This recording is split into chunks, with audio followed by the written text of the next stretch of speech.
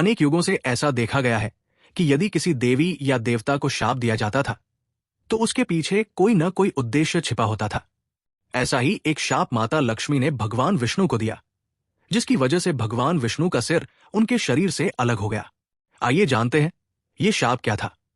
जब भगवान विष्णु योगनिद्रा में शेष शैया पर लेटे थे, तब माता लक्ष्मी वहां आई और अपनी सुंदरता के बारे में उनसे प्रश्न पूछने लगी। भगवान विष्णु योगनिद्रा में मुस्कुरा रहे थे, लेकिन कोई उत्तर नहीं दे रहे थे। बार बार पूछने पर भी जब लक्ष्मी जी को उत्तर नहीं मिला तो क्रोधित होकर उन्होंने शाप दे दिया, जो सिर मेरी सुंदरता की खिल्ली उड़ा रहा है वो इस शरीर से अलग हो जाए। जैसे ही माता लक्ष्मी ने यह शाप दिया, भगवान विष्णु की निद्रा टूटी। उन्हें स्थिति का ज्ञान हुआ, लेकिन माता लक्ष्मी अपने किए पर पछताने लगी और विलाप करने लगी। तब भगवान विष्णु ने उन्हें शांत करते हुए कहा, देवी, आपसे कोई गलती नहीं हुई, ये तो विधि का विधान था।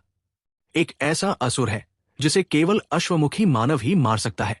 चारों वेदों को उनके सही स्थान पर लाने के लिए उस असुर, जिसे हयग्रीव कहते हैं, का वध करना आवश्यक है। आपके मुख से ये शाप इसलिए निकला ताकि ये कार्य पूर्ण हो सके। इसके बाद भगवान विष्णु हयग्रीव से युद्ध करने चले गए। हजारों वर्षों तक युद्ध चलता रहा, लेकिन दोनों थककर आराम करने लगे। इस दौरान भगवान विष्णु को नींद आ गई और उनकी गर्दन धनुष की प्रत्यंचा पर टिक गई। कुछ समय बाद जैसे ही प्रत्यंचा पर दबाव पड़ा, भगवान विष्णु का सिर उनके शरीर से अलग हो गया। तब ऋषियों और देवताओं के परामर्श से अश्विनी कुमारों ने भगवान विष्णु को अश्व का सिर लगाया।